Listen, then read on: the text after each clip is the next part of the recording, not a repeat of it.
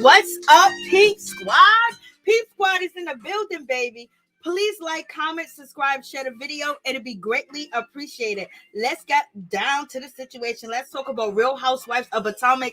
It is going down season 6, episode 16, baby. I was like, Lord have mercy. What is happening? What is going on? What's up, Miss Nita Bug? How you doing? What's going on? What's up, Essence? How you doing? What's up, Erica Colden? How you doing? What's good with y'all? In any event, let's just get down to the situation. I was like, Lord have mercy. What am I watching? What is going on? Like, this is too much happening. Like, we get down to the Giselle situation. Like, damn, it seems like Giselle really has a problem with, raising her daughters, the way for them to understand and have a good relationship. And the daughters are calling her out. The daughters are talking about the house that they live in is like a shack. And, it's so dark around there. And basically, they want to put some flowers out there, in the yard. They're just basically saying the house is cold. They're calling Giselle a vampire. Like, Lord have mercy. This is how you talk about your mama on national TV. Giselle, you should be embarrassed. Like, what is going on? Like, this is crazy. I'm like, Lord have mercy. OMG. And then Giselle tells us that, the reason why that she got with Jamal again is because Jamal, basically sees her in a different light. He sees her differently and he's giving her some respect. And in any event, Giselle said that she did not want to get back with Jamal and she could have made the things better between them two, but she chose not to make it better between them two. She just chose to let him go on his separate way. I was like, damn, Giselle's daughters are out here saying mommy's cold, she's unemotional, they don't want her to die alone, she's not a good example of a relationship, and just saying that she's stone cold Steve Austin. Like, what's going on? Oh shit, the daughter, and then her oldest daughter is basically saying like she's messed up because of her mother, how her mother's not emotional, and basically saying Giselle don't give a damn, and she feels like she's gonna be affected by the rest of her life about the situation of basically growing up and just being misguided about love. They don't even understand what love is and relationship is because they ain't really getting it from their mama or their daddy. So yes, that is a very, very bad situation. Like, Lord have mercy. And then we get on to, let's talk about Juan. When it comes to Ashley's husband is all up into Juan's situation, talking about he's good, he's nice, he don't play no games. They got a lot in common. He likes to be around Juan. He likes to talk to Juan and everything, right? While Ashley is trying to get Michael to be into her. She's trying to get Michael to, find her sexy and want to be in a moment with her. I was just like, Lord have mercy. And then the producers asked Ashley, does Michael and Juan have a bromance? She goes, oh, they're just friends. And she's sitting there trying to get her husband into the mood. And he's talking about how great Juan is. She had to get up and kiss him, baby.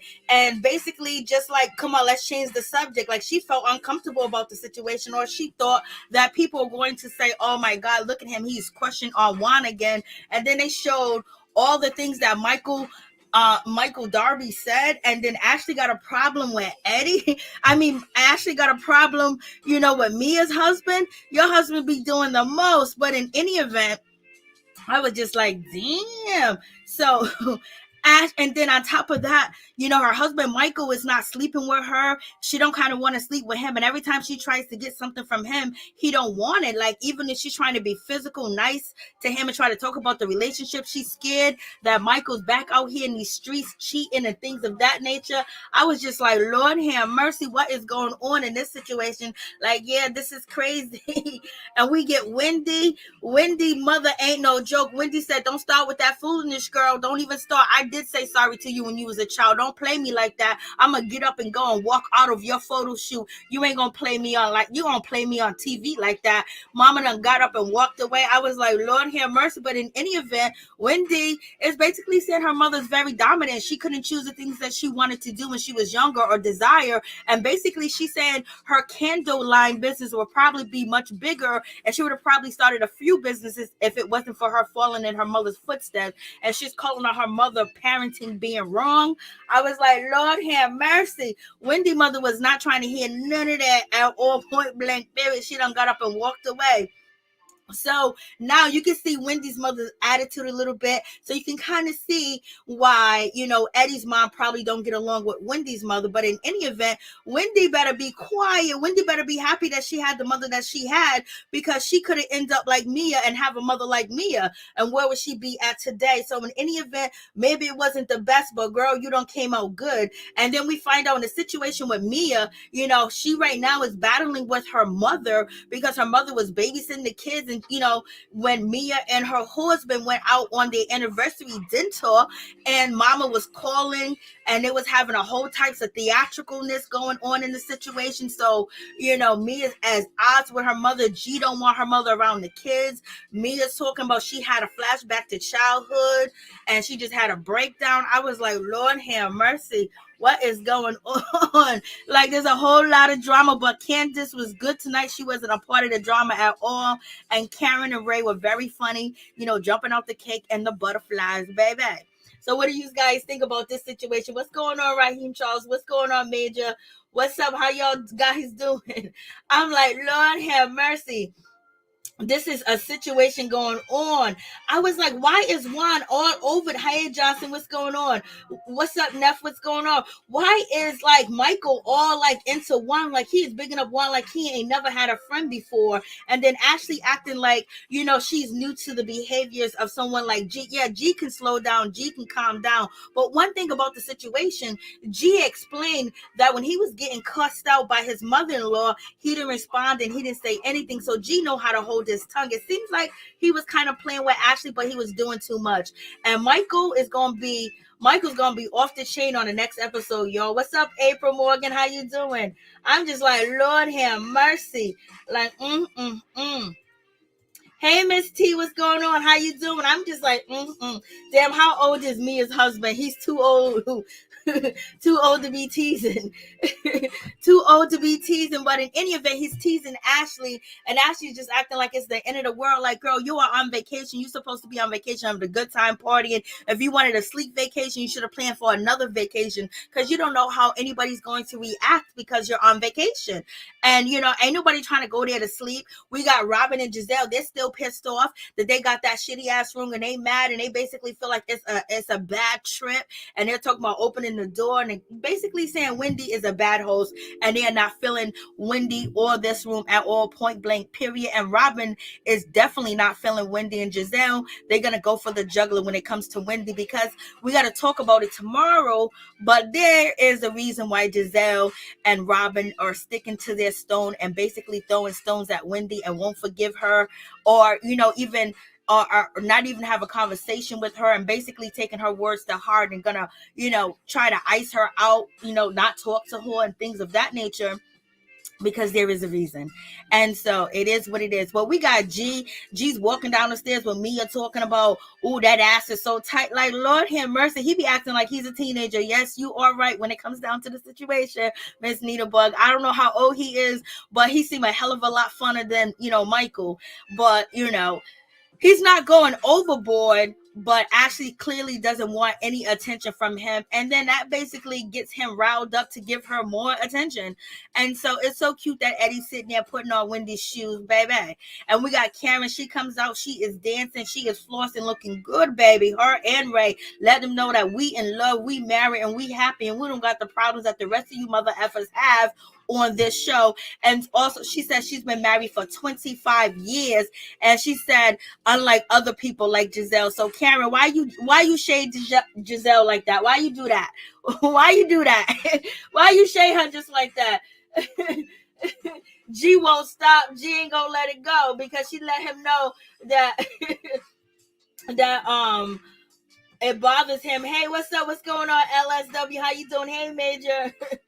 Yeah, Robyn and Giselle gonna hold that grudge, and they got a reason to hold that grudge too, baby. They got a reason. They gonna hold that grudge for a long time until Andy fall in line. And Karen lets everybody know, hey, listen, y'all better open your invitations outside. I was like, Lord.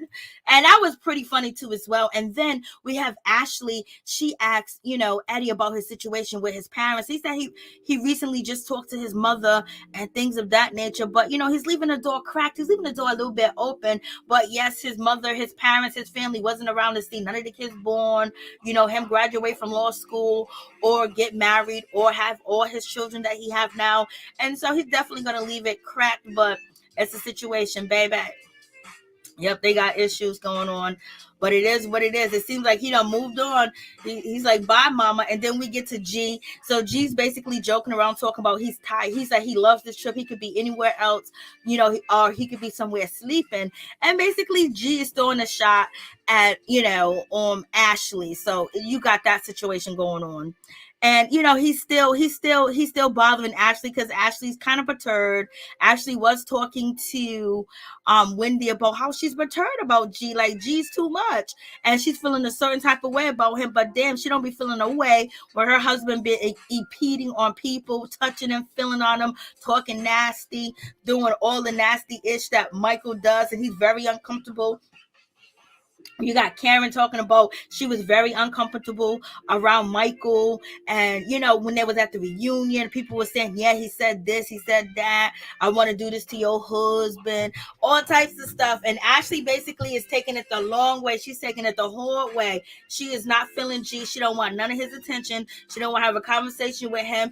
And plus, she's probably lonely too as well because Michael ain't hitting it and he ain't touching it. And then you got Mia out here talking about Lord have mercy, that Ashley need to get her she need to get her a big black piece of work. She need a big black knife stick. I was like, OMG. Like, what are they doing? Like, Mia is no holds barred with her mouth.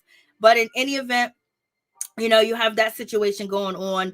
And then so Giselle was like, you better stop it, G, because, you like teasing and you joking or whatever. And so then, and G just said, I'm just trying to have fun. Of course, I'm just joking. And Ashley said, the issue is that you wouldn't let me sleep in a corner. And G's basically saying, what corner? What you talking about, girl? I have no idea. What bus? What this? And so Ashley gets a little bit perturbed with the situation and she's feeling a certain type of way. And she said, basically, or do you got amnesia? And then she said, do you got Alzheimer's, do you have dementia? And so that Mia was feeling a certain type of way about that situation. I was like, Lord. And Ashley was perturbed. Ashley was mad. Ashley like the world's falling down on her. Hell yeah, it is, because it don't seem like Michael want to be with Ashley at all. Michael was in that hotel room with Ashley like he wanted to be somewhere else. It's like Michael felt guilty being in that hotel room with Ashley and being on his cameras. Plus, he didn't want to be on the cameras anyway because he don't like Bravo, but he's doing it for Ashley. But he just looked like he was so uninterested in his wife. And it could have been because of the cameras, or it could have been because he was doing something. He was doing it and doing it and doing it. Wow. Because we got Ashley out here worried about, last time I was pregnant around this time, he cheated on me. And she just seemed to be so irritable. But in any event, She done checked G right there at the door. So therefore, Ashley done checked G to let him know, don't mess with me. Leave me the L alone. So, Ashley had to fend for herself, and her husband wasn't there to fend for her, So she was, and then plus she's not there with her husband, and it's the couple's trip as well. And she probably doesn't want Michael there because there's always something going on. And plus, he doesn't want to be around Chris at all. He didn't want to be around, the Bassets. The Bassets, or like people he don't want to be around. And he lets us know that personally. I was like, okay, we feel in that situation. That Mia jumps in the situation, basically telling Ashley, you're wrong for talking like that. You're wrong for saying that. You're wrong for for coming at him like that, because you are a woman that's married to an older guy. And how would you feel? Like, why would you say something about that? That's kind of being ageism. And Ashley said, no, I would say it to your face, Mia, and I'm saying it to your face. And she said it's not ageism, and she's not ageist at all. And, so Ashley's being called out because Ashley did. If anybody else would have did the same thing that Ashley didn't like, Ashley would have said that it's ageism. Ashley would have said that this and that. You know how Ashley jumps on a train when she wants to be on that certain train. So she's getting called out. She already got called out by, a scholar, basically saying what you said to Wendy was kind of wrong when you was confronting her whether, the blogs were telling the truth. And so Ashley don't want to hear it because Ashley think that she can get away with saying whatever she want to say it, how she want to say it to anybody, and they shouldn't say nothing. But, she ain't the top dog no more. So basically, you won't get this work, Ashley. And Ashley wants to get the work too as well, because she got to somewhere fit in and shine on this show, because everybody's been shining this season. We can't even lie. This was a good season. Ashley's been playing dumb. Ashley's been, her head in the sand, while Michael's head is somewhere planted in somebody's legs other than Ashley legs. So, it's just one of them situations. Like I said, Michael, just leave Ashley, because Ashley ain't gonna leave you, baby. You been that meal ticket. Ooh. And it's like some of the reads that even though Candiace is, bad with her reads, some of the reads that Candiace says basically is almost like reads can be implied to Ashley relationship. So these guys already know that that's the situation. So we're going to see how that pans out. And we got Chris over here. Chris is over here. He's drinking. He's getting warmed up by the heat. He can't keep a drink up out of his mouth. He's so stressed out. He's so tired, running around with Candiace. He don't know where to fit in. He don't know whether he should defend his wife or go against her. Rule number 1, Chris, never go against your wife. Never go against the woman that's paying your bills and her mama at the same time. Even if she ignorant, low down, and dirty, and she's doing way too damn much, you never go against her. That's rule number 1 of a house husband, okay? So in any event, it's one of them situations. Candiace loved watching that argument. Yeah, she was enjoying that argument because it wasn't her for the first time. And she was like, yes, watching it go back and forth, side to side. Like, she got a break. Because even though Candiace was out here being rude, disrespectful, and nasty, she was giving content and she was getting people talking. And then she got people keep talking and talking. So, a lot of people say she should go, but she's doing her job. And in any event, even though her job, the way she does it, is just like, girl, just tone it down. Like, be a victim for once. And tonight, she basically was good. She minded her P's and Q's, and she just didn't jump in and say anything. And Mia, you need to look at Candiace. Look, I'm saying that somebody needs to watch Candiace's behaviors. Lord have mercy. You need to turn around and look at Candiace. Just keep your mouth closed when other people are arguing. Don't jump in. And that goes for you too, Ascala. You want to chime in and throw little shots here and there and say little funny stuff, but you can't directly address nobody. So, baby, you fake. Okay, Ascala, you fake. You fake. You doing all this chopping it up and turning your face up like you about to say something. You ain't gonna say nothing but just whisper. You gonna whisper so the cameras can hear that you got a little bitty voice. Okay? Like, miss me with that. Michael somewhere plastered. What you say? Michael is somewhere plastered in someone else's legs other than Ashley Mary Jane. You crack me up. Oh, I thought you said that.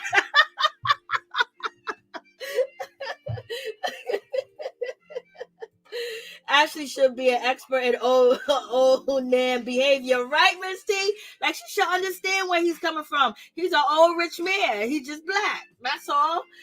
Ascala been very shady on the down low. I am just waiting until one of them peep it. I know they've been peeping. They ain't saying nothing because they busy. They ain't trying to get her no more shine. They're trying to make sure they get their shine on because these ladies did do a good job this season. Even though it took maybe episode 4 for them to get into it, for it to get a little juicy, but it got juicy, baby. And so Ashley and Mia, they go back and forth. It is what it is. And then G says the shit that he says. G says that he's sorry for what did G says. G says, Ashley, I'm sorry if I hurt your feelings, but I'm not sorry about what I said. So then why you say sorry in the first place? And so Ashley said, I'm not accepting your apology. I don't need it. You take that last part off, the sentence off. And so G says it's true. And then G turns around, he gets confused. He's like, what the hell is going on here? So I don't know if Ashley's on to something, but in any event, G says, what the hell's going on here? Because G doesn't understand why she's chapping back at him, because she feel like it. Because you want to chap at her, now she's chapping back at you, okay? Y'all can bark or pee together. I don't know, but whatever the case is, we got Mia. She's feeling a certain type of way. She's like, where's Ashley's man? Like, is she embarrassed of him? Is she ashamed of him? She should be, but she ain't. But in any event, Mia's like, where's your man at? We didn't even see him on the whole trip. I haven't even met him yet. Well, he don't want to meet none of y'all. He only want to see Juan.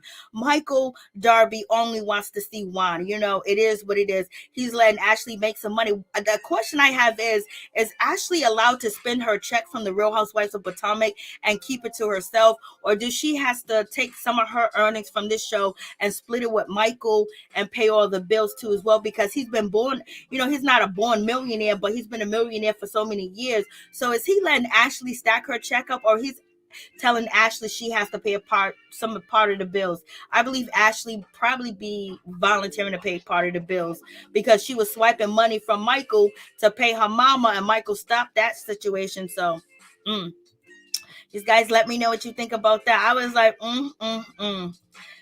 So, so you got Mia basically saying, where is your husband? Where is your man? Where is he? and so, Mia asked Ashley, where's your husband? Now she said he is with the kids. And Mia said, are you sure about that? And she said, yes, he is. Ashley knows she's not sure. That's why she got really upset. That's why she got really mad. But she know damn well Michael ain't with them kids the whole 2 days, babysitting them morning, noon, and night. He got that nanny. He got somebody else to come in, and he done hit the streets, and he is gone, baby. And she know he gone. That's why she only had one conversation with him. And in any event, you think Michael's gonna be alone? Michael ain't been having sex. You think he gonna sit up in the house and babysit the kids when he can actually have a free night out and get him some nookie nook, and he ain't got to worry about actually calling him and checking on him where he's at? Is he at work trying to FaceTime him because she's out here filming and he's out there doing what he do? I guarantee you she done called him and it just didn't go through, and he's basically gonna use the situation. Well, there's no service where you're at, so it's not coming through, it's not reaching me. So in any event, you got that situation. So they go back and forth. And then Mia says, you know what you need? You need a, so G says, you need a hug, Ashley. And Ashley said, I don't want no hug from you. And then she said, Robyn, give me a hug. And Robyn said, okay. Robyn just laughing and shit. and then Mia said she needs a big black, nice stick. I was like, oh, Lord have mercy. Now, say, Mia, they can throw shots at you saying, why you discriminating against Michael, peeing, and your husband peeing, and black peeing, and white peeing? Why you doing all that? And I guarantee you, Ashley Darby's husband, Michael, is a freak of the week, and he probably got all types of toys and tricks, but he just ain't doing it with his wife. That's just the sad part about the situation. He just ain't doing it with Ashley. Ashley know he doing it somewhere else. She know he is. Or she's playing up this role that he possibly could be cheating because she really got nothing going on. Basically, she did a little thing. She started a little commotion when it came to Wendy. That was a big move. And then her and Candiace got into it. Then her and Candiace got into it again. And now she's getting into it with Mia. And she's been chilling with Karen, but she really don't have a storyline. Like, it ain't about her kids. It ain't about her marriage.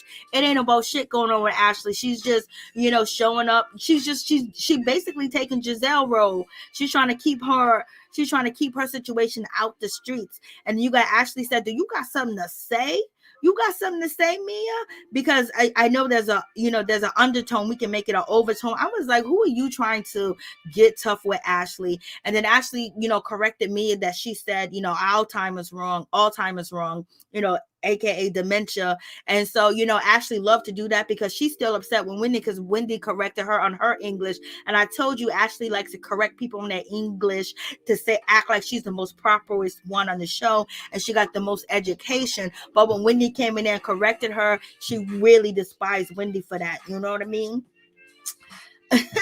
So I was like, yo, they doing too much for real. Hey, Francis, what's going on? Mia is starting to sound like a fan. She went and watched all past shows, took notes, and talking smack. That's what you're supposed to do, baby. She's doing better than a scholar. She's doing better than her. Michael enjoying that Ashley freedom time. Oh, Miss T, he is. Erica, Ashley mad at that makeup on her face look like a whole clown. I know. For Ashley, her hair, makeup, her and Giselle and Robyn look so bad at this, crab boil. They look terrible. That comeback from Mia was gutter. Are you sure about that? that could get back at her, for saying that, but we find out that Ashley does need some D because Ashley ain't getting no D. So how did Mia know? How did Mia know? What's going on, Sweet Brown Sugar 504 Major? Ashley probably use her checks now. Miss T, Michael is the crib. Oh my God, he's so nasty looking, Lord. Justin T, please, 93. Good question. What's going on? Hey, Neff, what's going on? Oh, hey, Norris, Tony, what's going on? How you doing? Raheem Charles only want to see Juan. He only want to see Juan. G gives backhand shade with no problem for sure. He does. G is custom to gasoline. Y'all are reading him down. What's up, LSW? What's going on? Never say worry. never say sorry with a but. You already know. G did give her a backhanded apology. He showed their essence. Yes, he did. A scholar just came to show her fashions. Yeah, her fashions are good. That's what she came for, baby. But they got to be better than what they are if you really want, attention. We want to shake things up. So, yep. All right, so I got that. Let me see where you guys are at. Everyone's laughing at me and saying, halt, hammer, even production. Mia didn't skip a beat. You got a scholar say she's going to go look it up on Google and see what that really means. Like she got to throw her shade. She can't say that shit to me as faves, but she be throwing all them underhand cuts, And Chris is still drinking. He's stressed out. Candice and Chris might be going for a divorce if he finds another way out. If he finds another way out, another way to pay his bills, he's going to disappear. Lord have mercy. He's going to disappear. And Karen jumped off the cake. Ray was like, I hope she's naked. And Karen said, I wish I would be naked under this cake when you got G over here licking his tongue at me. I wish I would do some shit like that. Then here goes a scholar. She's gonna go Google what Mia said. And we have, the negative Nancy's, Robyn basically talking crap about the trip, talking about the trip is whack. The trip was boring. Wendy was a worse host. She gives this trip a -5. I was like, damn, Robyn, you still really that mad at that girl? I understand why you mad, girl. But she was like, it's a -5. I would be upset if I had to share a room with Gizelle. But there's supposed to be another part of the room. I don't know. But in any event, they didn't want that room, point blank, period. And, Robyn basically saying she can't talk to Giselle. She can't talk to Wendy. She can't have a conversation with her. Wendy just basically is not her friend. And that's just the situation. That's just what it is. And she don't like it. And she apologized to Ashley. Like, Ashley, you thought this was going to be a good get together. It ain't. So they shading why Wendy saying that she gave herself tens, tens, tens. Wendy said she was a great host. Wendy said she was a good host. Wendy said she was the best host there ever could be. Girl, if you was the best host, there would be people serving food.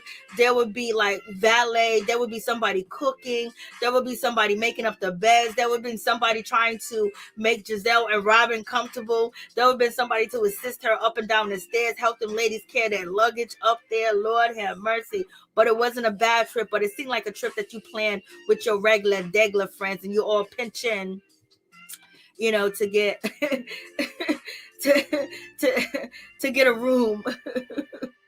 To rent a house. So in any event, but Wendy tried her best. They wasn't trying to hear it at all, and they wanted to make it bad in any event, but Wendy didn't care. Wendy wanted to make sure they was uncomfortable. Wendy didn't give two shits about Robyn and Giselle, and she wasn't going to make the trip about them, and she wasn't going to cater to them, because when she left this house, Wendy said that she realized that Robyn and Giselle ain't her friend. And yes, sir, they ain't your friend, and you know why they ain't your friend. And it was really funny when we got down to the butterflies. We got Juan, he's about to open the butterflies up in the house.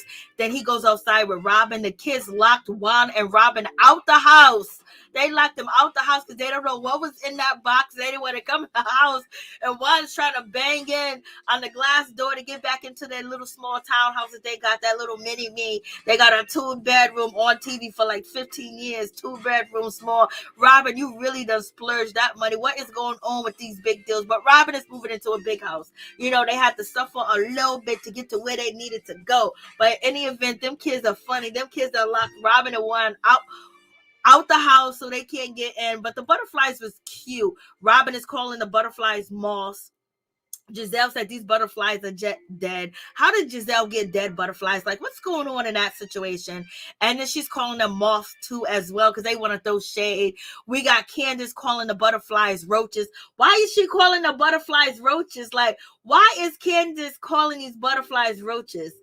Why is she doing that? I just don't get it. Why is she calling them roaches? Like, this is just way too much. And Mia, you know, she's the only one that did the right thing. Open it up in the house, not scared of the butterflies, let the butterflies out. She thought it was cute, and she kept it pushing. It was no big old theatric. It was like, oh, these are moths, this is this. You know, she just handled that situation well. But then we get to find out that Mia is not in a good place, or her husband, with their mother. You know, with Mia's mother, because Mia's mother kept calling, and she would not stop calling, and she was harassing them while they was out to dinner trying to have. They downsized. One was scared of bugs. I know. They downsized, and Lord have mercy.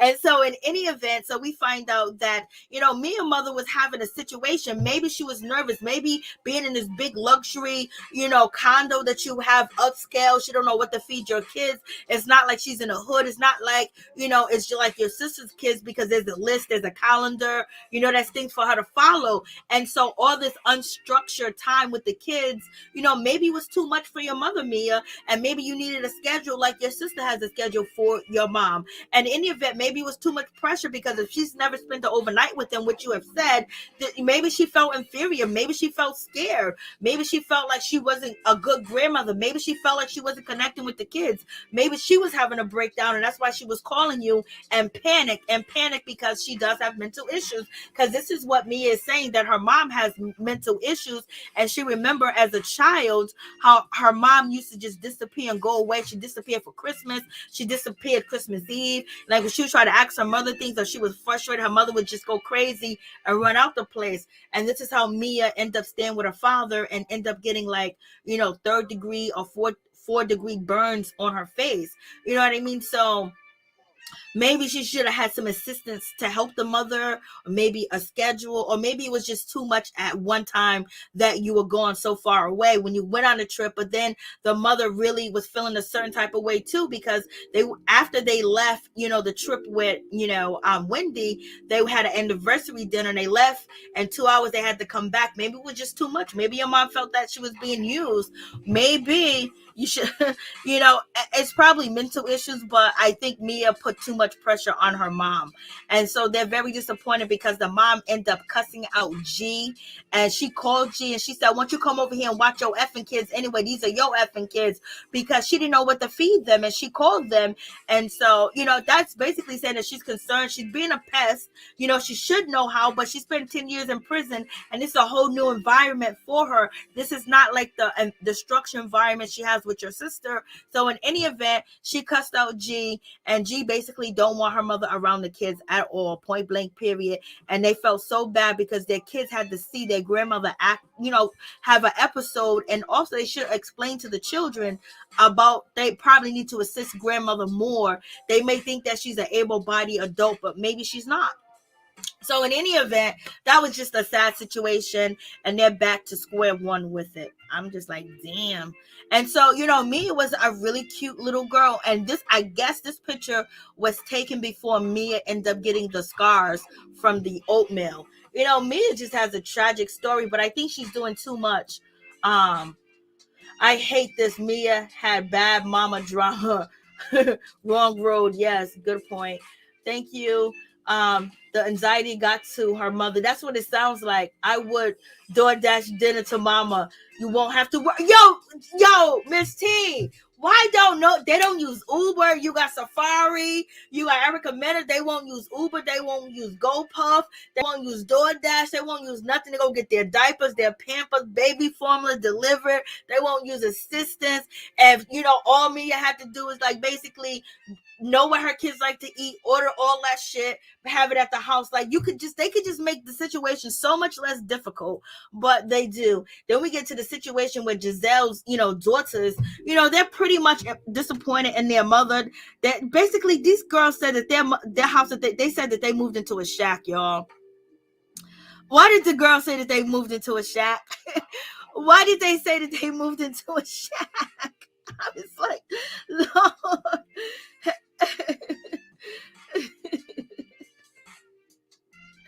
Why did they say that they move into the shack? And it was like, the house is so dark, it's so white, it's so pale, there's no colors. And Giselle's trying to pick out more like, dry. There was like colors.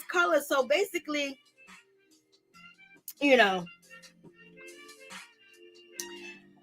they're talking about their mother, and it's just really a sad situation because it's just like Giselle acts like she don't even know what's going on with her daughters.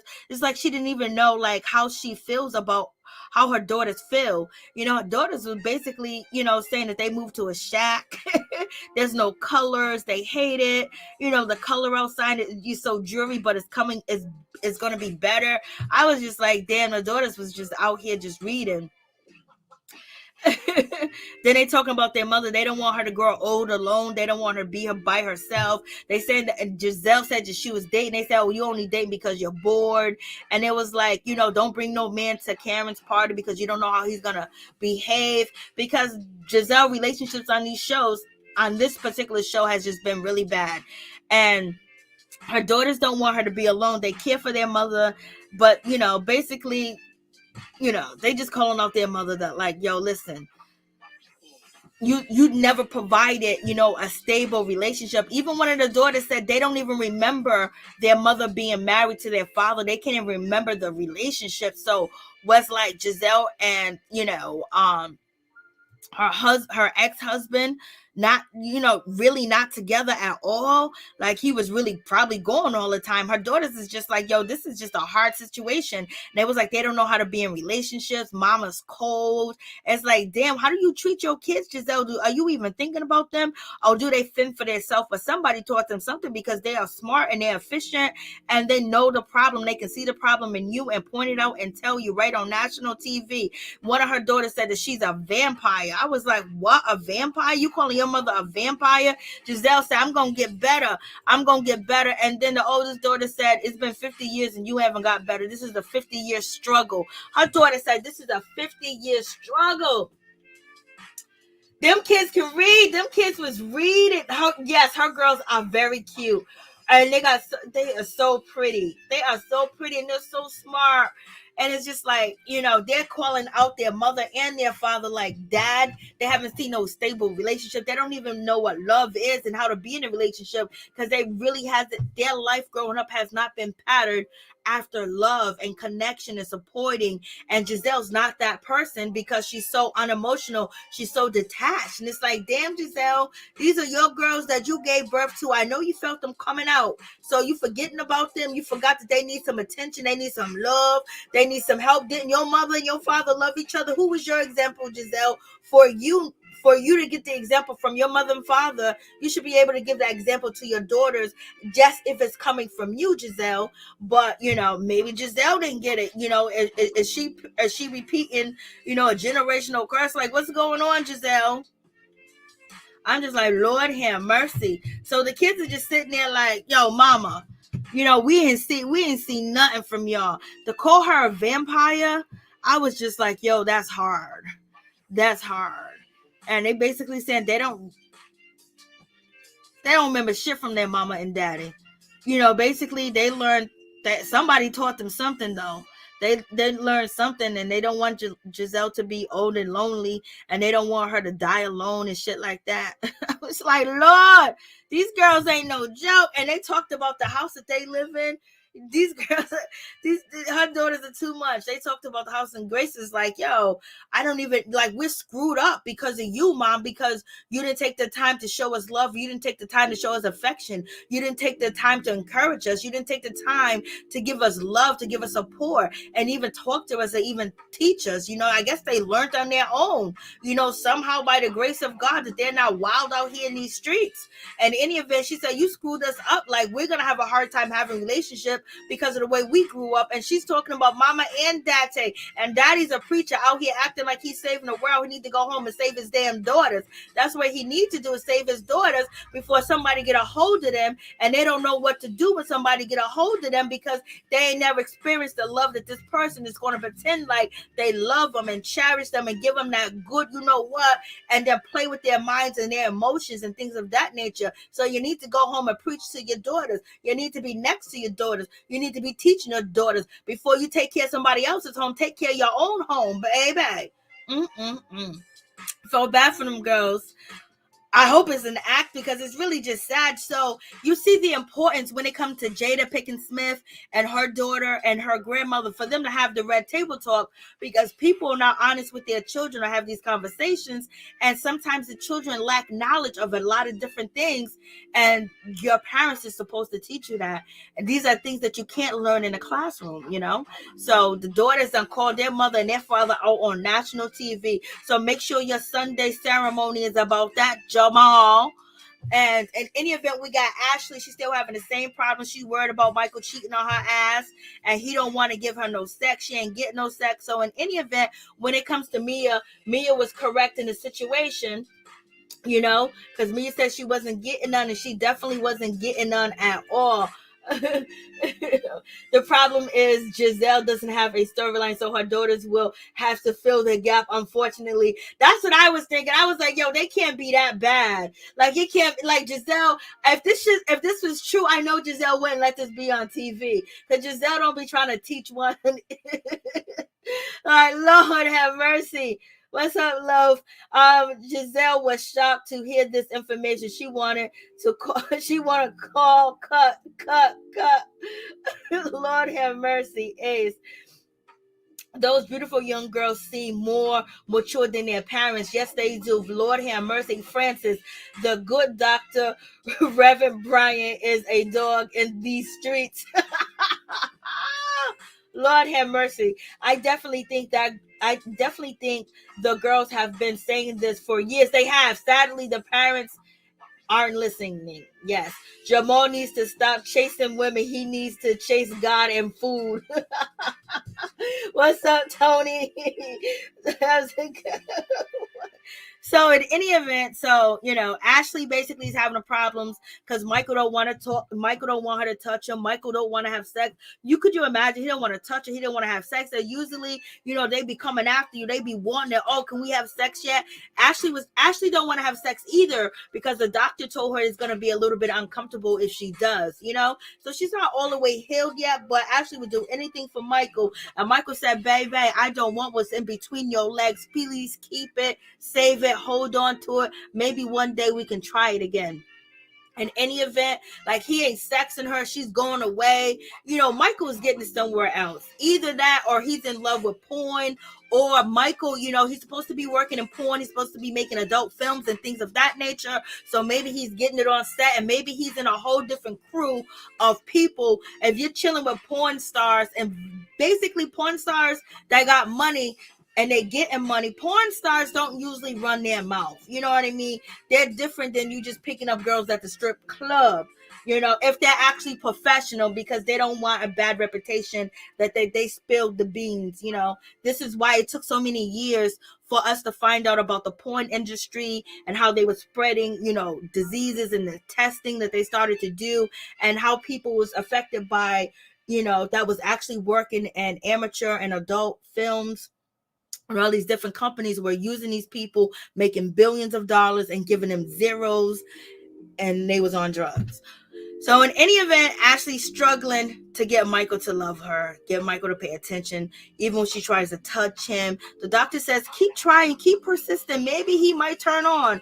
And in any event, Ashley was like, I try to, we said we're going to promise to have date night. Ashley just talking about basically all her mind is on the kids. And so Michael feels neglected, and Michael is going to take care of Michael. Michael ain't worried. Michael is 60-something years old. He ain't going to let Ashley run his life. He ain't going to let Ashley stop him from doing the things that make him happy. So in any event, Michael's out here allegedly dipping and dapping. Baby. He's dipping and dapping, baby. And he's doing it and doing it and doing it wild. And he's having a good time doing it. And so we get to, Wendy. We find out when it comes to Wendy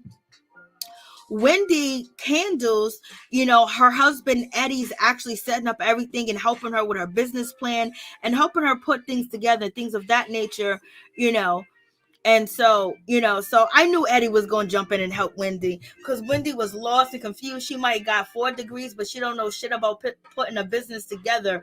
And she also feels like it's kind of her mother's fault that she doesn't know how to put a business together and how to do the things that she's supposed to do, because she was too busy chasing her mom's dreams. And we talked about this last season.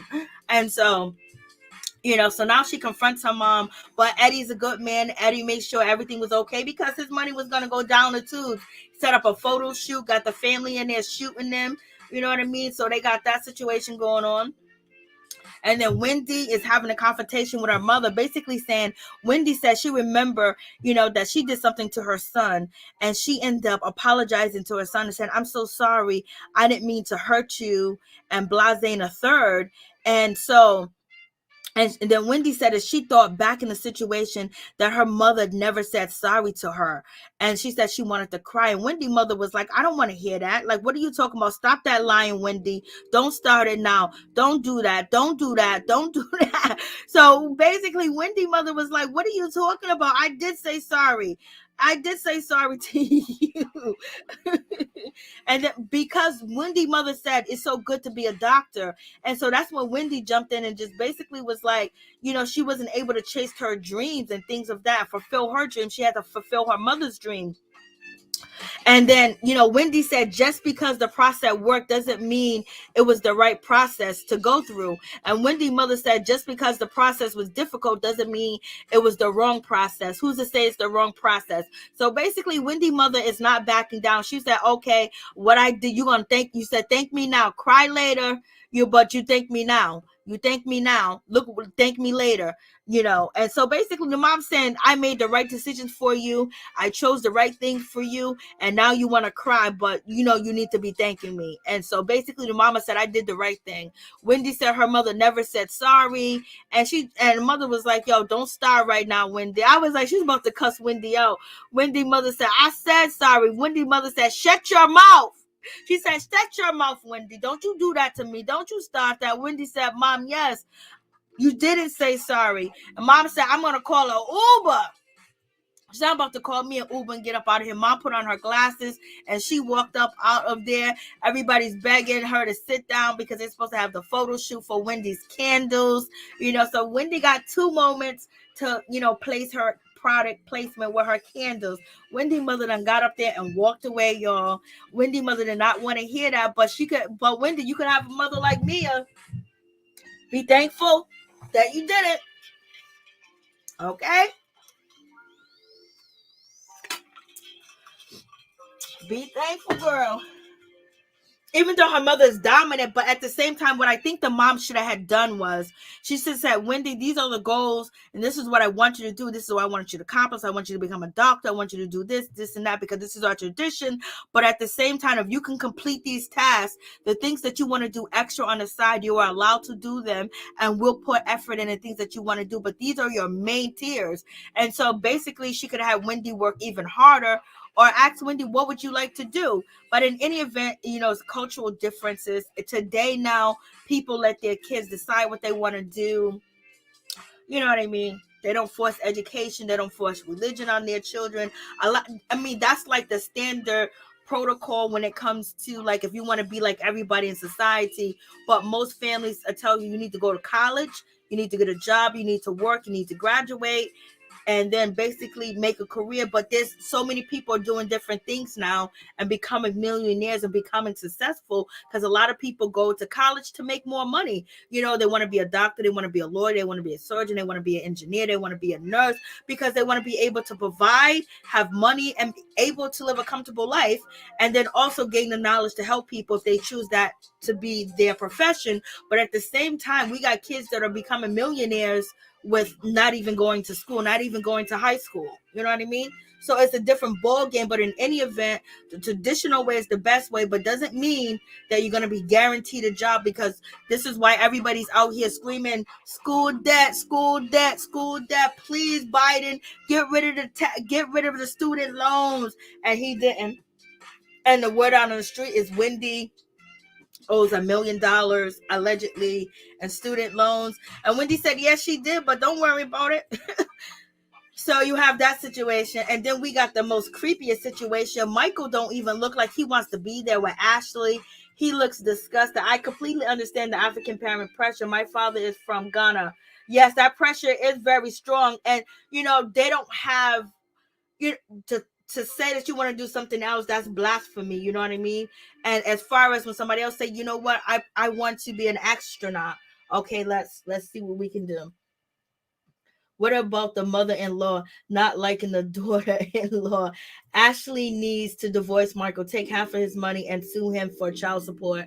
Ashley ain't going nowhere. Ashley likes everything that's going on with this situation. She likes it all. She likes the torture. She likes to say that she's married. She likes to say that she got a husband. She likes to say she got a rich husband. She likes to say she got a Caucasian husband. She just likes to say that,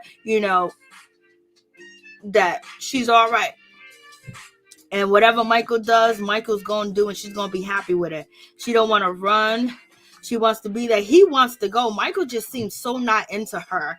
And so not, but it also could be because he hates, that the filming, the production, the producer company for, True Original basically confronted Michael when he was acting up at Robyn's and Juan's, engagement party. And he didn't want to be told what to do. He didn't want to be told what to say. He was saying, get the F off of me. I'm not staying here. I don't have to listen to you. The same way he treats Ashley mother. I don't want to listen to you, Ashley mother. The same way he treats Ashley uncle. I don't have to listen to any of these people. Are they millionaires? Did they make it? Do they have this? Do they have that? I don't want our children to be raised anything like the way that your mother raised you. He said all these horrible, horrific things to this woman, and she just smiles and grins and say, baby, I love you. And she defends him tooth and nail. And she was probably disappointed that he's not filming with her no more, because he can't enjoy himself and be pleasurable like he wants to. He thinks just because he got money, people needs to put up with his behavior, or like he's better than anybody. If people are telling you they're uncomfortable with the way that you act, with the way that you talk, and it's more than one person, it's just everybody on the show has came and said they felt a little uncomfortable with Michael. Michael does too much. Michael gets too frisky. He says this. He gets drunk. He gets out of hand, And he hasn't changed his behavior because he feels like the people that are saying this to him are beneath him, because he's a multimillionaire and he's been rich most of his life, and they don't understand him because he's from Australia.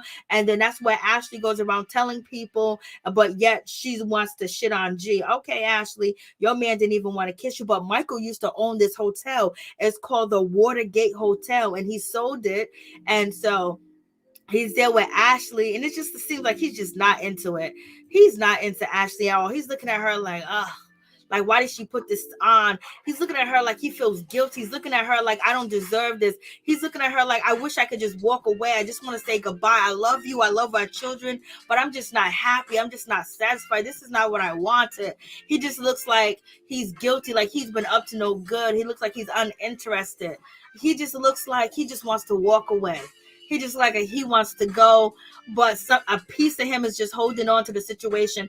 And he probably blames Ashley for his bad reputation on the show. He probably blames Ashley because if he was never on the show, people would not be worried about if he's out at the strip club cheating, and people wouldn't make stories up on him that he was cheating in a hotel room with somebody. And then people wouldn't be concerned that he was at the MGM and he picked up a stripper and went home with the stripper, because Ashley wouldn't care, because Ashley lied and said, they be having threesomes and things. And he's probably blaming her for the negative, things that he did that happened to him because of what he did, but blaming Ashley because she asked him to be on this show. So in any event, he probably has a lot of regrets with Ashley. And it just seems like, he has regret with Ashley. It just seems like he regrets it. He looks confused and exhausted. He was partying all weekend. He was partying, and Ashley wants to hold on to it because Ashley, she watched her mother abandon her for a man. Ashley was raised by her grandparents. She was raised by her, uncle and close family members. So she don't want to let go Michael. She wants to make it work, and she believes that she can make it work. Ashley's not a bad person when she's not on TV. Ashley's a nice person. You can tell that she wants to cater to Michael. She wants to make him happy. She wants to please him. And then not having a father growing up, and then having her father not wanting her. If she breaks up with Michael, they get a divorce, it's going to be Ashley feeling like abandonment. But also she wants to protect her children as well, because she told Michael that she does not want any more threesomes, and she doesn't want him sleeping around. But Michael likes to sleep around. He was okay to sleep around before the children came, and Ashley was okay with it. Ask, don't tell, situation like that. Or, maybe she got a little frisky with it when she wanted to get freaky. But in any event, she got abandonment issues from her mother, from her father, and when Michael and her broke up. So Ashley's not going to walk away from Michael. It just seems like she wants to make it work, and she just have 2 small children. The last thing she want to do is be fending for herself. At least she got, Ashley got access to his accounts, to all his money, and so she needs to do this and do that. She can, and she just got that. She has to pay for it later, because it doesn't seem like Michael likes to spoil her. He got her living in that small ass condo. We talked about this. That condo they live in is so small with them 2 boys. And he used to own this big ass hotel, and they're living up in that cramped up spot, because when there is a divorce, he doesn't want the property to be so huge and so big that he has to pay for it for Ashley to live there. Or, she gets the house. This way, it's something that's manageable if he loses it, or if he has to pay, the mortgage, or if he has to pay the taxes or the water bill, or whatever the case is. That's my opinion on it. But he just looks like he's just so not, and he's looking at her like, oh, I can't believe I'm doing this shit again, And he also just probably just regrets this show. Regrets being on this show, but he's trying to support her, and she supported him, but he probably feels like she's, he didn't want to play fatherhood again. And so in any event, I'm just like, damn. So let me see where I'm at. I'm just like, ooh. And Ashley's going to try to make it work. She's doing a counseling thing, and she's doing the right thing by going to counseling, going to see a therapist, going to see a psychologist, whoever she's going to see, because she wants to make it work. And these are the steps that you're supposed to take. But it's Michael, he said he wasn't going back to counseling because he's too good to do that. Ain't nothing wrong with him. He got everything right. He has the best life. He made the right decisions in life. He's a multimillionaire. He's set for life. He done made all the right choices, and he can live comfortable and do whatever he wants. So how are you, Ashley, with a broken family from a broken home, going to tell me anything? And that's the battle that Ashley has to fight with Michael. And then on top of that, who are you to tell me what to do? Could you imagine anybody telling Michael what to do? You see how he cussed out them producers when they tried to tell him, and he's looking at her like, And so she's like, thank you so much, for watching the kids. Like, he watched the kids by himself. He's capable of it because he has other children, but the word is on the street is he don't speak to his other children, or they don't speak to him. And he said, I hope you got some rest. Why would she be getting rest on a vacation? Come on. So it kind of seemed like they planned out this conversation. And basically Ashley said, well, I couldn't get any rest because, this guy named G, he drinks, and he's going to be at Karen's anniversary party. And hopefully he's not as animated as he was, but she didn't get into deep detail about the situation. And then Ashley brings up, hey, Chris Dillard wants to talk to you. Chris wants to have a conversation with you. He wants to bury the hatchet and move forward. And it seems like Ashley kind of wants that to happen too, because it's better for her to be friends with people than her not to be friends with people. And so Michael basically saying that no, he does not want to talk to that idiot. Michael calls Chris, an idiot, and he said he don't want to move forward with him. Michael said, like, his wife is so cruel, she's so nasty. Why would I want to be around her? Why would I want to be around anybody like her? Why would I want to be around somebody that pull a knife on you, Ashley? Ashley said, I buried the hatchet. Michael said, no, he would rather be around Juan. Michael said he would rather spend time with Juan and talk to Juan because him and Juan have things in common. Him and Juan know each other, and Juan doesn't play games. So I guess, what you mean playing games? You think Chris be playing games? You think other people be playing games? What kind of games they be playing? What are you talking about? Are you just saying that, Juan is up front, Juan is legit, Juan is handling his business, and he's a man's man, and you can have a good time with him? Or he's honest about whatever, you like to be honest about, like what's going on in this situation? So he's bigging up Juan and actually sitting there half naked trying to get his attention. He goes, me and Juan, we have the same interests, and Juan doesn't play games, and he likes Juan. Why would he want to be around Michael? And Ashley acts like, does your husband have a bromance? With Juan? And she was like, no, he just really fond of him. He just likes him. They're just good friends and things of that nature. But Ashley looked like she was perturbed. Ashley did not look happy about, her husband, bigging up this other man, while she's trying to get something in between his legs. She's trying to ride that white horse, and he's basically talking about a real dog, black stallion. So I was just like, Lord have mercy. Yes, that's the only time he smiled throughout that day, throughout them having a conversation. When he got a chance to talk about Juan, he was so happy. And then they show all the moments that Michael and Juan had together, them chilling in Vegas, what stays in Vegas. What happens in Vegas stays in Vegas. I was like, Lord have mercy. Ashley looks actually really pretty here. Her makeup's done well. Michael let her, call a makeup artist. Or Bravo finally did her makeup, and her hair is done because they're supposed to provide hair and makeup, and most of the time that they don't. But Ashley does look really nice. Look like her hair is pressed. Look like she got a little bit moisturizer in there. She can use it a little bit more, but that's about it. And she's just like, and she tries to, kiss Michael to take his mind off of Juan, and she just seemed very aggravated. And Juan was like, take her husband's mind off of Juan, and Michael just seemed to be aggravated. I'm uncomfortable, right? Is he uncomfortable because of the cameras? Any other time he'd be ready to get freaky deaky in front of these cameras, whip it out. Allegedly, the cameraman said Michael did this, Michael did that, so he ain't got a problem with the cameras filming him doing what he do. Allegedly, he's supposed to be going into the porn business, so he ain't worried about getting freaky deaky on camera. He just don't want to get freaky deaky with his wife. That's just the situation. But he does say she looked beautiful, and Ashley does look beautiful. Ashley is a beautiful woman. He goes, oh, you looking good on that side. Ooh, wee. Ashley is she got a little bit of meat. To me, Ashley's body looks beautiful, especially after having a baby.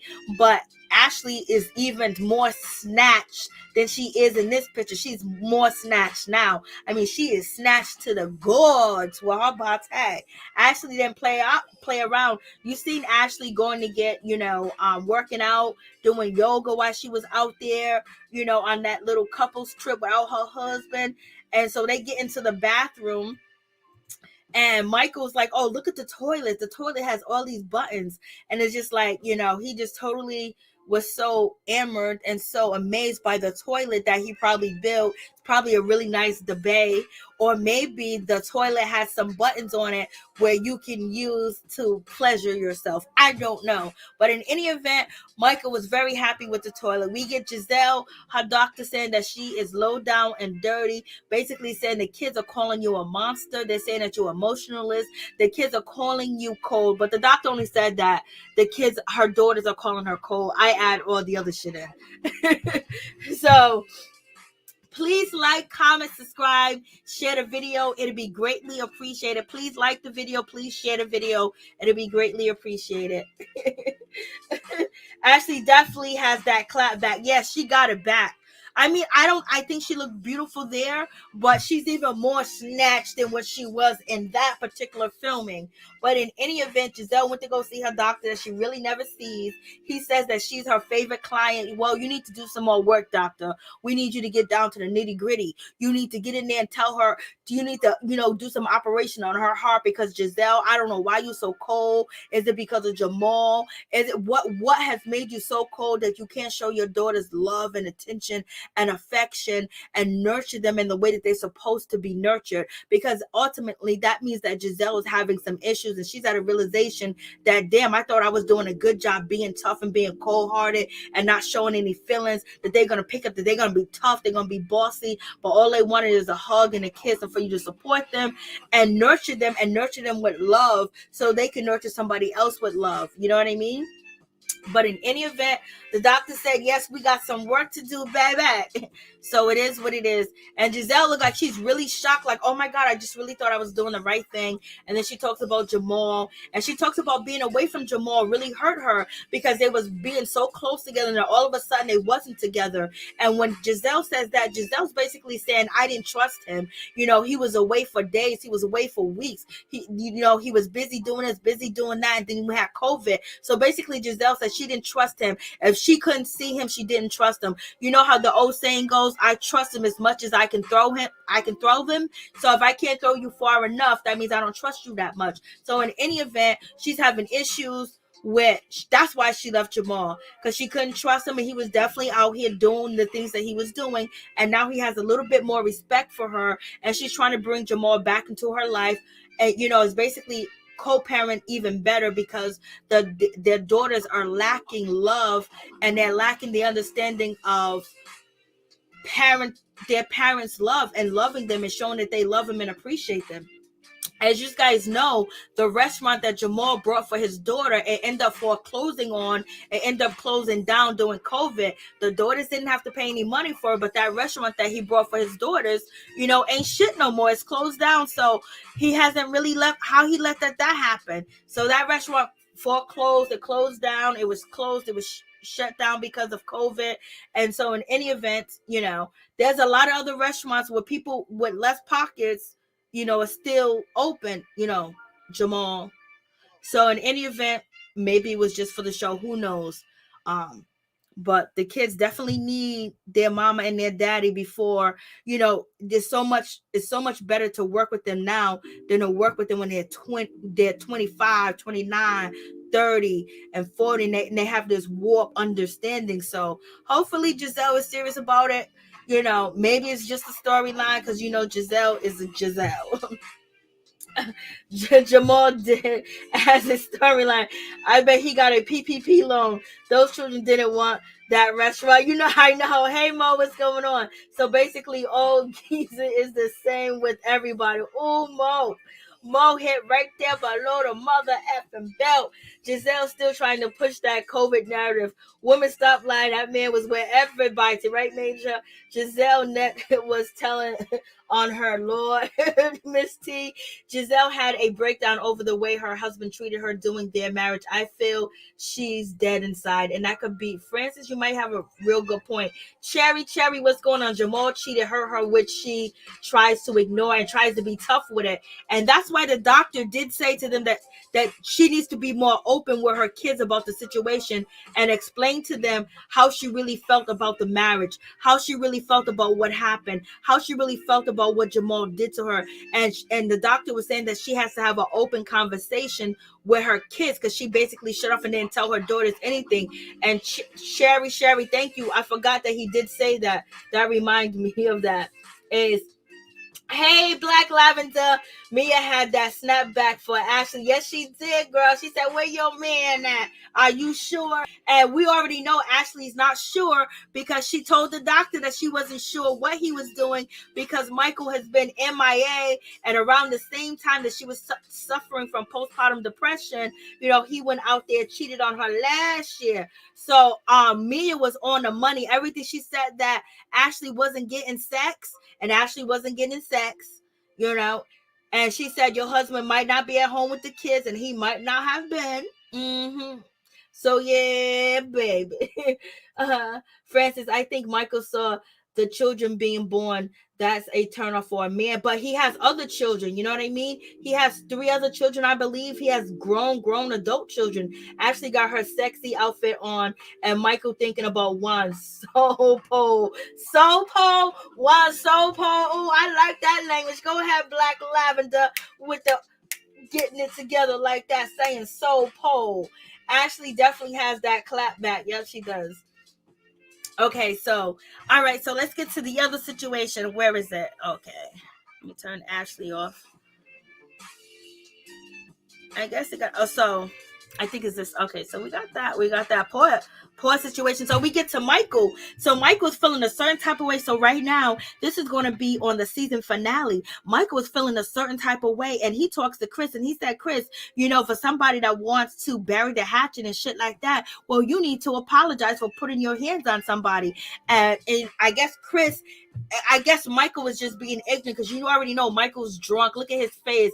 His face is cherry red and shit like that. His nose is all bubbled up red. His cheeks are bright. He got his head down. He's already tore up. He got his best friend Juan there. Juan got his back. You know what I mean? So he's happy with the situation. Got his homeboy.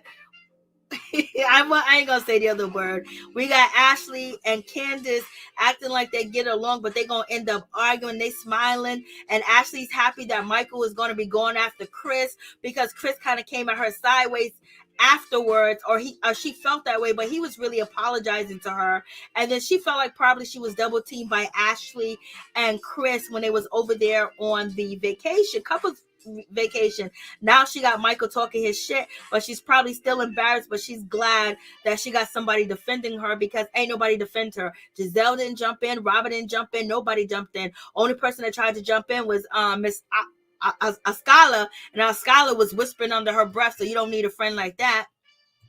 And we're gonna have Juan that's gonna be yelling out, Chris, basically telling Chris to calm down, Chris something. So we're gonna see how that situation pans out. Thank you so much, Black Lavender. I appreciate that. And so that's gonna be next week. And then also you're gonna hear a scholar say, "Oh my God, I can't believe you said that." She's actually gonna talk above voice. She's gonna talk so people can hear her. Thank you, a scholar, for speaking up. On the season finale, you did such a wonderful job.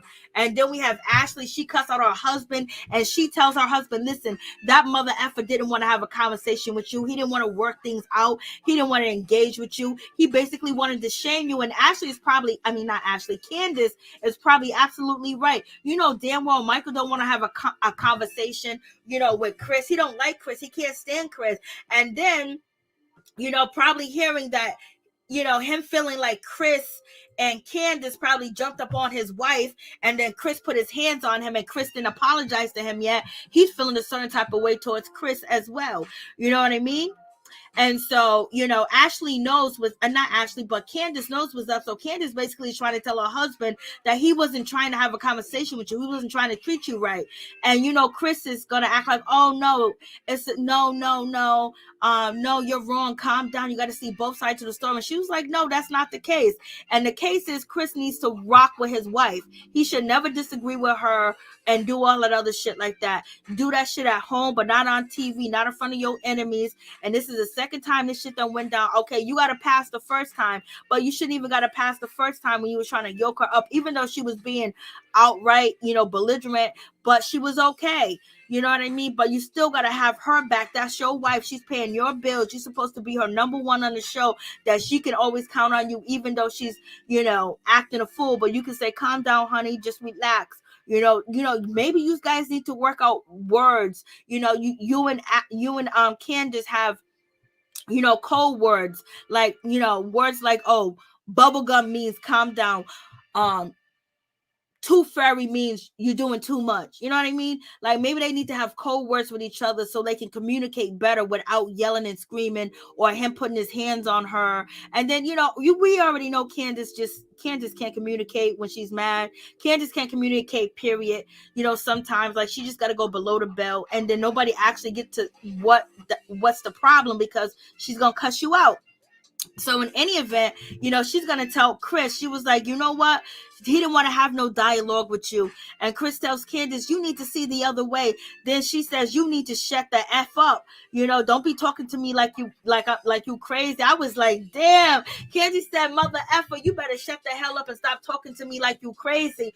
Candiace got so much shit. Candiace be coming with all this goddamn shit. Candiace make you think she's a bodybuilder, she's a boxer, she's a gymnastic, she competed in the Olympics. Candiace be talking so much shit. I'm like, Lord, help me, Jesus. Help me, Jesus. And he's like, okay, stop getting your feelings hurt and just rock with your wife. Just rock with her. If he ever find another place to stay and live comfortably and find some money, he's gonna be goodbye. So this should be pretty interesting, because she gonna cuss his ass out. He gonna be trying to tell her what to say, and they're gonna fight among each other. They need to fight with the people they need to fight with. They don't need to fight with each other. Either just let her say what she say. You don't gotta control her. You don't gotta tell her what to do. This is her job. This is how she make money. Talk shit and create moments and have the blogs and have, everybody talking shit about her. This is what she does, and she don't care. She might cry at home, but you trying to constantly control and tell her not to be herself. Only thing you do is make it worse, because she wants somebody in the room on her side. And maybe she would calm down if you wouldn't do the shit that you do, because now she's mad at your ass. But Candiace is wrong. But in any event, Karen looked beautiful. You know what I'm saying? She came through looking beautiful. So, yep, that's the situation. So that's the review on the show. Let me see what you guys are saying. Ascala needs to be a full-time housewife next season. I doubt it, but she probably will. Everybody I don't like, they give them a peach. Ascala was more interesting than those two. Raheem Charles. Candiace is the type of person that you grab by the neck and slam her down. They should have never broke that fight between Candiace and Monique up. But do you think he should rock with her, or he should go against her in public? What do you guys think? Any man that will put up with a woman talking to him like Candiace does. Oh, yes. Y'all are too much. Y'all are too much. Too much. So please like, comment, subscribe, share the video. It'll be greatly appreciated. Right at Mary Jane Creation TV. He's going to get the hell away from Candiace. And once he find a comfortable place, y'all, he's gone. And he can make it on his own and pay his child support, he's gone. If he can ever blow up. But he got to stop drinking first and stop arguing with people online. But I think he makes money. I don't think he's broke. I think, he makes money somehow, some way. I think he does. I think he has an income coming in. You know what I mean? I don't want to say like I think that he ain't doing shit but drinking all day. I don't think that. I think he actually works. I think he caters events. He got a website. I don't know if he wants to write a book, but I know he's a hustling type of guy. You can tell he hustles, but he lost a little bit of his hustling spirit because Candiace and her mother been taking care of his ass. So the phone lines are open, and I put the StreamYard link inside the chat. Chris is frustrated. Yeah, he's frustrated. But if he would just let her do what she want to do, if somebody jumps up and put their hands on her, that's when you get up, Chris. When somebody tries to hit your wife, you grab her and you protect her. Make sure she don't get hit. Make sure she don't get beat up on TV. That's it.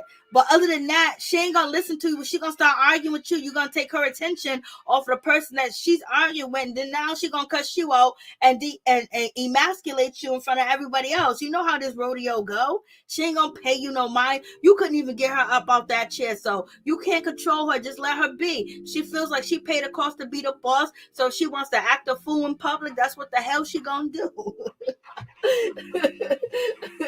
I can't believe she said somebody. What you say, Mo? So they should have never broke up that fight.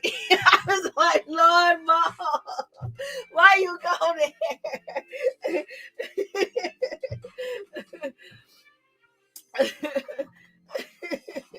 It was too funny, too funny. It killed me. That was on point. So thank you guys so much for coming through. Please like, comment, subscribe, share the video. It'll be greatly appreciated from the bottom of my heart. My peeps, my peoples, peep squad is in the building. You guys make sure you go check out Norris Tony channel, and also check out Mo. I don't know, Mo, if you have your link to your website, check out Mo. Miss T, thank you guys so much. Thank you, Major. Thank you, Neff.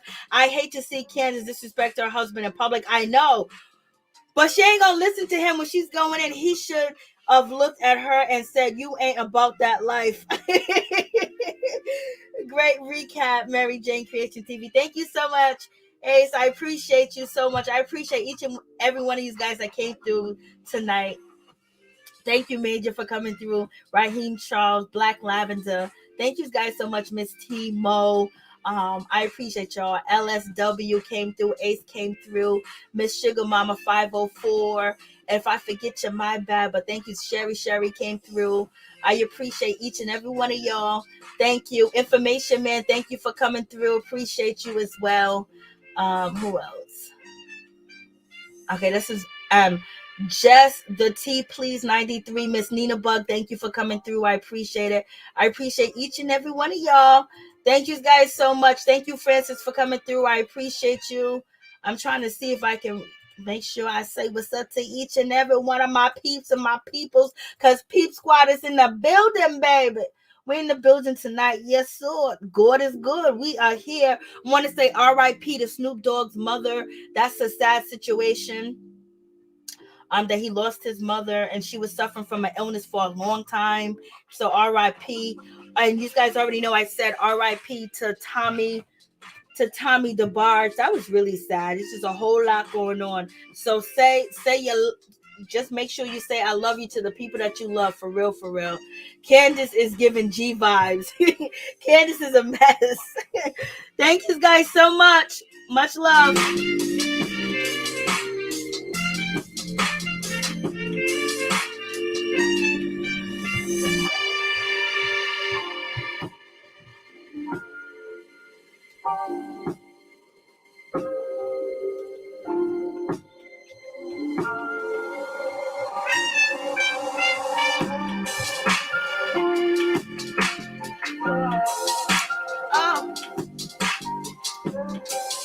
I didn't know it was your birthday, Miss T. Happy birthday to you, Miss T. Miss T, is your birthday, baby. Happy birthday, Miss T. How you? Happy birthday. I see happy birthday, Miss T. Happy birthday, Miss T. Everybody say happy birthday to Miss T. Happy birthday to you. I can't sing for shit, Lord help me. Happy birthday to you. Let me just stop before y'all roast me. Happy birthday, Miss T. We wish you many, many more. And, I'm hoping that you enjoyed your birthday. You're going to have a great birthday weekend. And, you got all the glory and all the power because, baby, you got to see another day. You got to see your birthday, baby. God is good. Happy birthday to you. Happy birthday to you. I don't have any birthday music. Yes, happy birthday. Much love, each and every one of you guys. And special happy birthday. Oh, birthday in 18 minutes. Oh, girl. 18 minutes. And 18 minutes is when you was born. Yes, for the last 18 minutes. Oh, I didn't even see it, y'all. I didn't even see it. Much love to you, Miss T. Much love to you. Peace and love to each and everybody.